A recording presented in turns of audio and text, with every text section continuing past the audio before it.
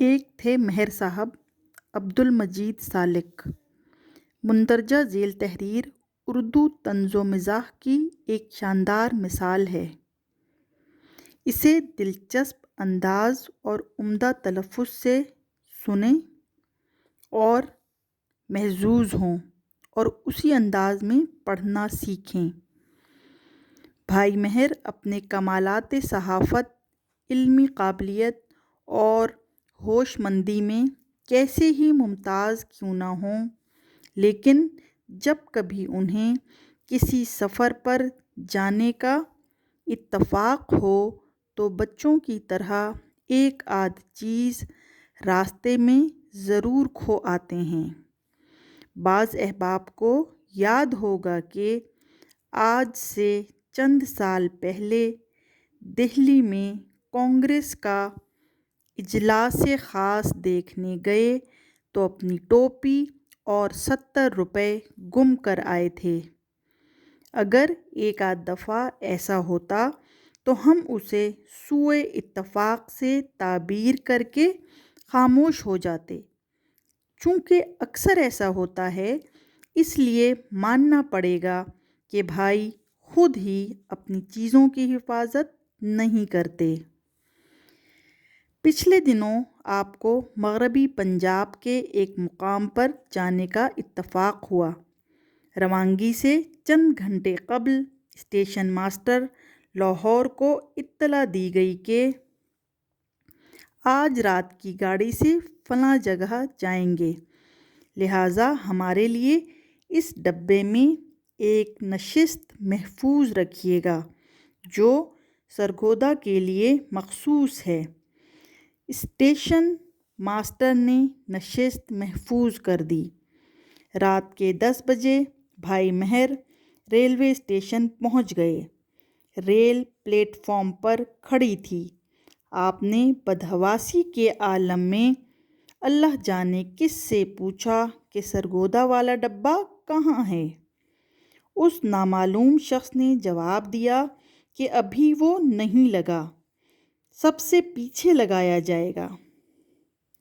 چنانچہ آپ اپنے اسباب کی گٹھری سنبھالے ریل کے آخری ڈبوں کے پاس جا کھڑے ہوئے تاکہ جوں ہی سرگودا والا ڈبہ لگایا جائے کھٹ سے اس میں داخل ہو کر بستر جما دیں۔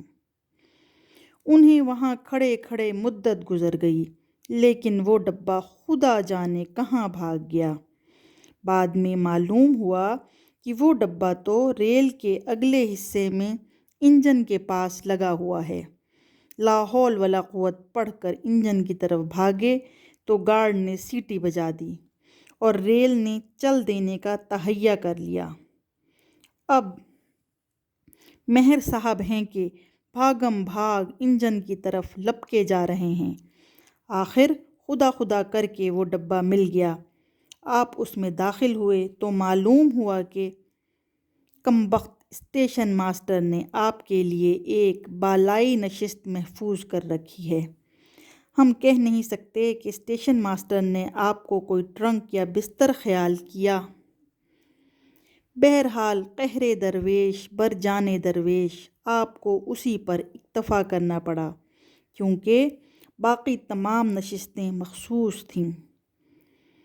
2 مسافر اور ایک مسافرنی آپ کی ہم سفر تھیں۔ چونکہ رات کا وقت تھا، ہر شخص سونے کی فکر میں تھا، اس لیے تعارف کی نوبت نہ آئی۔ بھائی مہر نے اپنا کوٹ اور ایک نہایت خوبصورت نظام آبادی چھڑی کھوٹی پر لٹکا دی اور خود اوپر کی نشست پر بستر بچھا کر دراز ہو گئے۔ تھوڑی دیر میں آپ کی آنکھ کھلی تو آپ کے ہم سفر نے نہایت اطمینان سے بزبان انگریزی ارشاد فرمایا، وہ چلے گئے۔ بھائی نے پوچھا، کون چلے گئے؟ جواب ملا، وہی مسافر جو آپ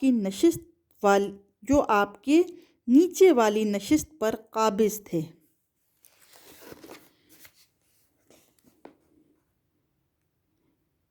مہر صاحب نے اطمینان کی سانس لی اور اپنا بستر اٹھا کر نیچے کی نشست پر جا پڑے۔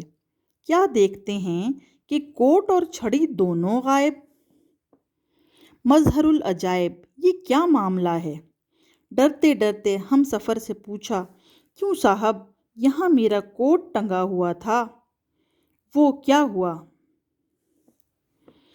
ہم سفر نے جواب دیا، وہ مسافر صاحب جو اس نشست پر براجمان تھے نہایت بدحواس اور افیمی واقع ہوئے تھے، یہاں تک کہ ان کا اسٹیشن آ گیا۔ جب بھی ٹس سے مس تک نہ ہوئے، اس وقت ہوش میں آئے جب گاڑی اسٹیشن سے چلنے کو تیار ہو گئی۔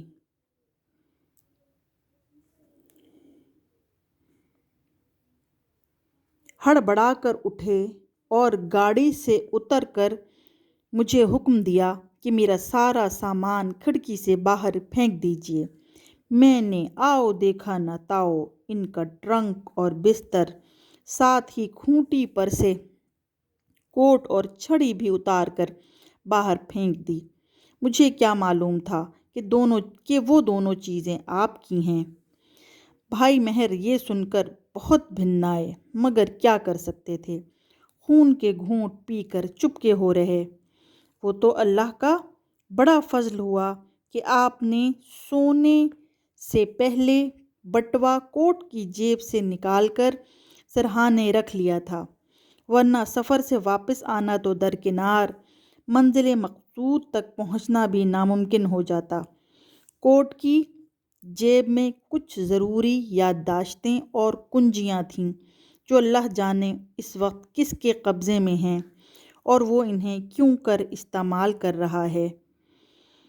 یہ بھی خیریت ہوئی کہ چلتے وقت آپ نے ایک اوور کوٹ گٹھری میں باندھ لیا تھا، ورنہ جس دوست سے ملنے جا رہے تھے وہ یہی خیال کرتا کہ آپ لاہور نہیں غسل خانے سے نکل کر آ رہے ہیں۔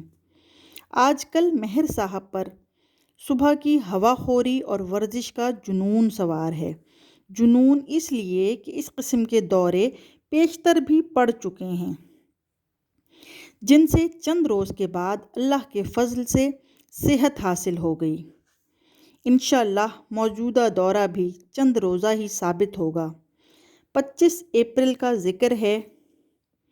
آپ نے حسب معمول الصبح نماز سے فارغ ہو کر خاکی قمیض، خاکی نیکر، لمبی جرابیں اور جوتا پہنا، ننگے سر ہاتھ میں لٹھ لیے صحت کی تلاش میں ٹھنڈی سڑک کی طرف بھاگے۔ ماسٹر اللہ بخش آرٹسٹ بھی اسی ہیئت میں ہمراہ تھے۔ راستے میں چودھری محمد حسین M.A. بھی مل گئے اور یہ تینوں حضرات متحدہ و متفقہ طور پر ہوا خوری کی قرارداد پر عمل کرنے لگے۔ پھرتے پھراتے جب یہ ٹولی چڑیا گھر کے پاس پہنچی تو مہر صاحب کو صبح ہی صبح جانوروں کی زیارت کا شوق چرایا، چنانچہ آپ نے اپنے ساتھیوں کے سامنے اعلان کر دیا کہ آج چڑیا گھر ضرور دیکھیں گے۔ قرارداد اتفاق رائے سے منظور ہوئی اور یہ تینوں حضرات بقول شخص چڑیا گھر میں داخل ہو گئے۔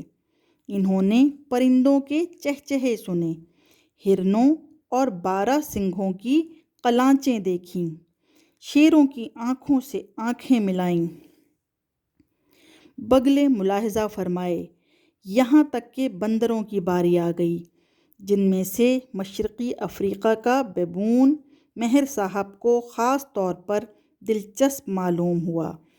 آپ اس کے پنجرے کے سامنے کھڑے ہو گئے اور حضرت ڈارون کے اس تختہ مشق یا ہنومان جی مہاراج کے اس مظہر کو بغور دیکھنے لگے۔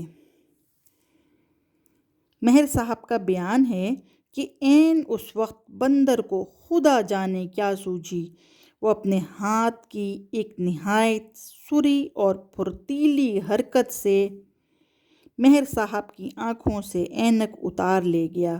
یہ کام اس قدر سرعت اور صفائی سے عمل میں آیا کہ بندر صاحب کے ہاتھ کے کسی حصے نے مہر صاحب کی آنکھ کو چھوا نہیں اور نہ کوئی خراش آئی۔ پلک جھپکنے کی دیر تھی کہ آپ کی اینک بندر کے ہاتھ میں نظر آئی۔ مہر صاحب تو بندر کے اس کمال فن پر بھونچ کا رہ گئے، لیکن ماسٹر صاحب اور چودھری صاحب نے شور مچا دیا، لیجیو پکڑیو، اینک لے گیا، دیکھنا جانے نہ پائے۔ لیکن بندر نے ان حضرات کے شور و شغب کی کوئی پرواہ نہ کی۔ ایک جگہ بیٹھ کر اینک کے دونوں شیشے نہایت صفائی سے نکال کر منہ میں رکھ لیے اور فریم ٹیڑھا بینکا کر کے ایک طرف ڈال دیا۔ شیشے ذرا قیمتی تھے اور اس کے علاوہ مہر صاحب چشم زدن میں اینک سے بے اینک ہو گئے۔ انہیں اس صورتحال سے نہایت پریشانی لاحق ہوئی۔ آس پاس کے چند آدمیوں نے واقعہ سنا تو مارے ہنسی کے لوٹ پوٹ ہو گئے۔ تو چل میں چل، ایک مجمع اکٹھا ہو گیا جس میں